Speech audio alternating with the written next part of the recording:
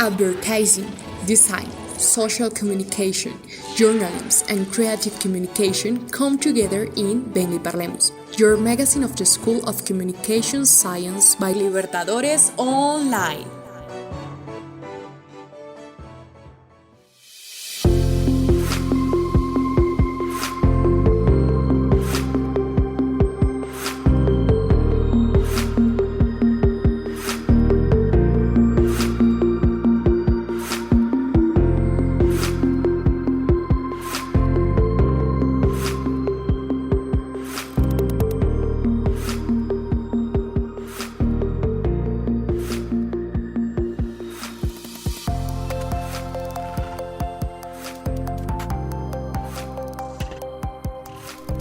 We welcome all our listeners. In today's program, we will talk about education with my partner Jason.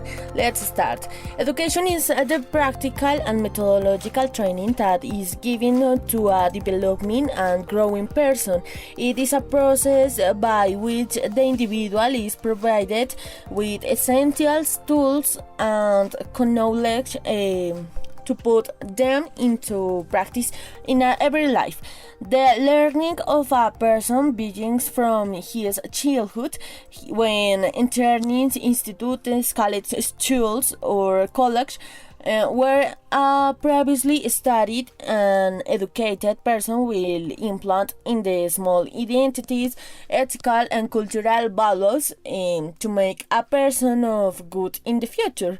The concept of education is defined as a process through which individuals acquire knowledge, be it skills, belief, values, or habits from others who are responsible of for transmitted them using different methods such as, for example, through discussion, storytelling, the example is first research and training.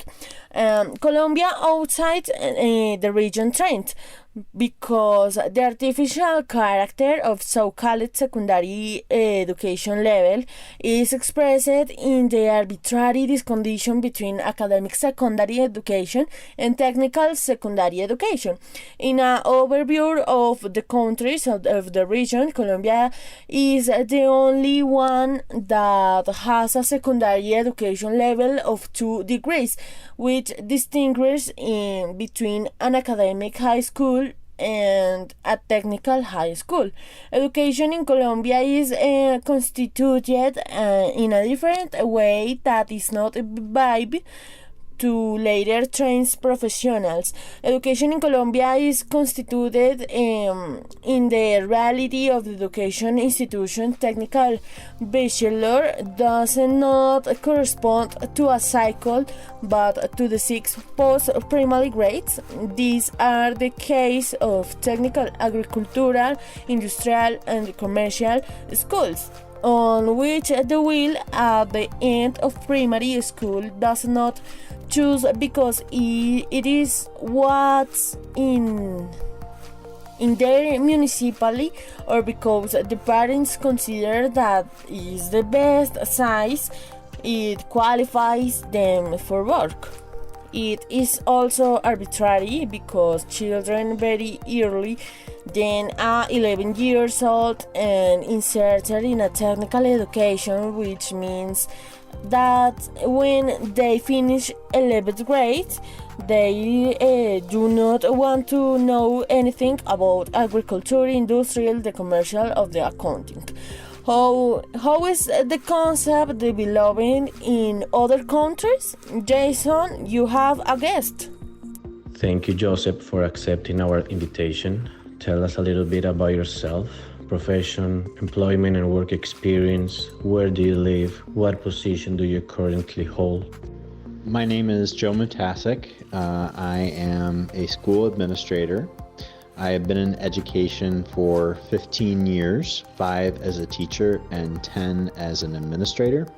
I live in Portland, Oregon, in the United States, and my current job is the middle school principal at Hosford Middle School.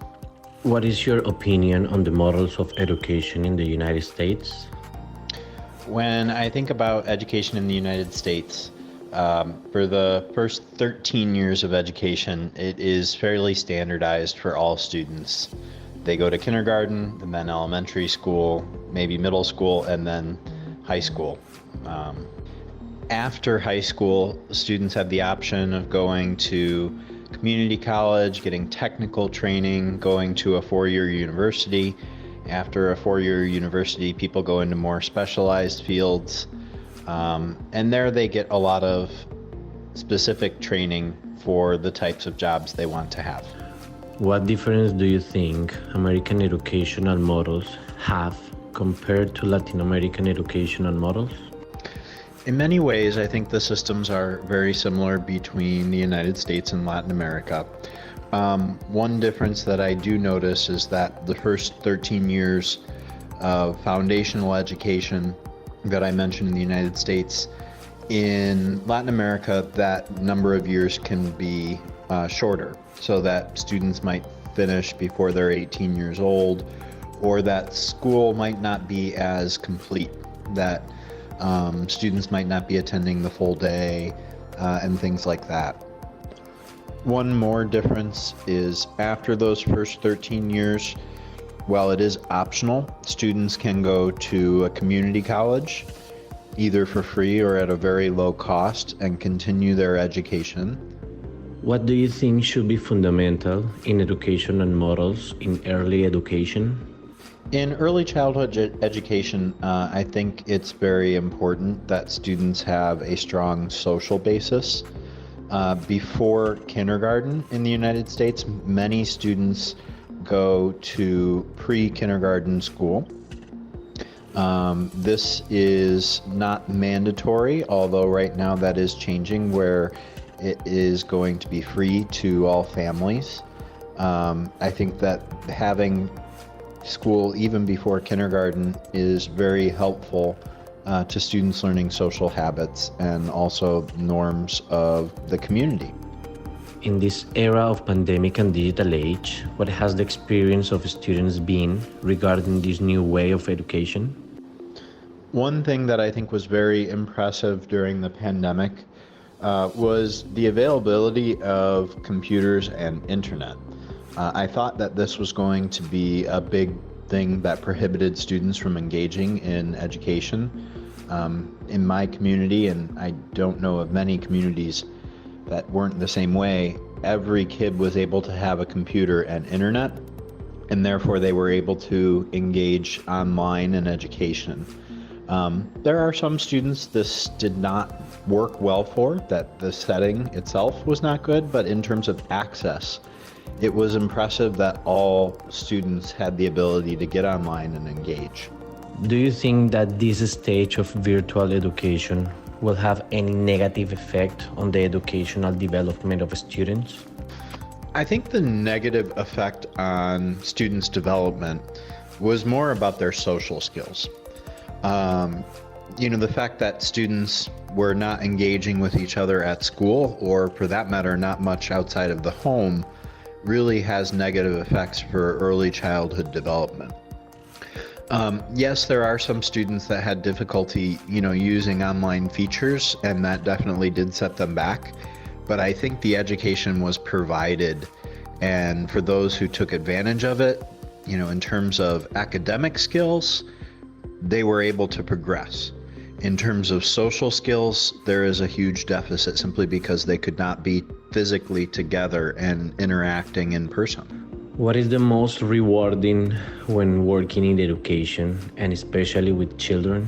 I think that the most rewarding thing about working in education with children is that you are seeing their growth as a person, both socially, academically, that their skills are building on one another, and that they're able to achieve goals year after year. If you could implement or change something in the face of educational problems, what would you change? I think what I would change, especially in those first 13 years of fundamental education, is more options for students, because in general, most people fall into this one-size-fits-all model.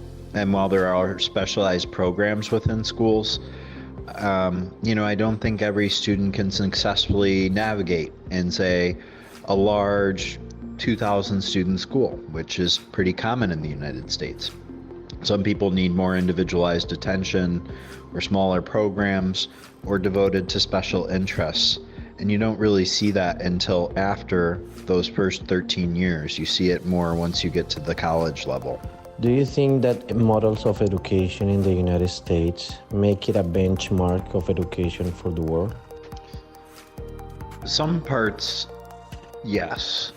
I think in terms of that education is for all, that it is an equity-based system, are things that could be a model for all over the world, and that in other places, not everyone has the same access to education.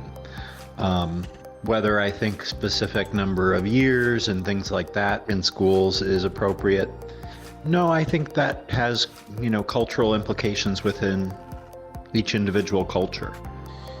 Do you know our country, Colombia?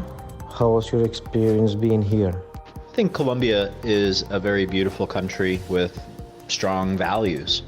The one thing, especially reading news stories about Colombia, is that maybe access to all people can be limited sometimes, and that can contribute to problems of inequity that have caused problems with violence and people turning to items in the informal economy that are not beneficial to the community. Excellent. Thank you, Jason and Joseph, for that great comparative analysis of South American and North American education. We was nothing that before a football stadium for people in West Lafayette, the Purdue University band performed two songs unknown to most of the attendants, Colombia Their Land and the Anthem of the Fire of the Flowers of Medellin.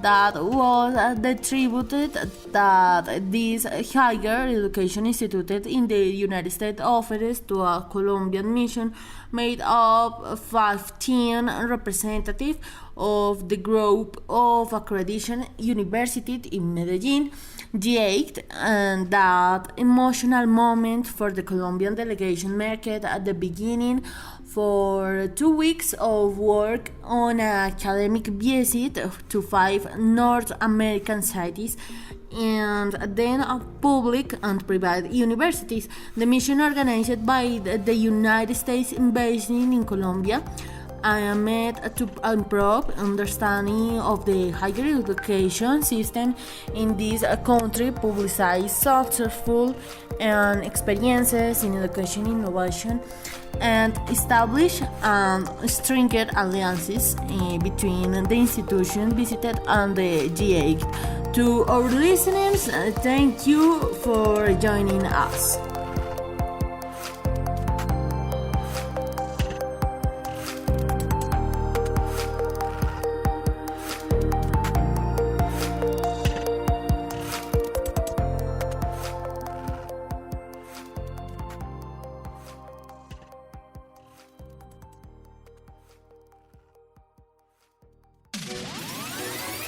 Advertising, design, social communication, journalism, and creative communication come together in Venga, Parlemos, your magazine of the School of Communication Science by Libertadores Online.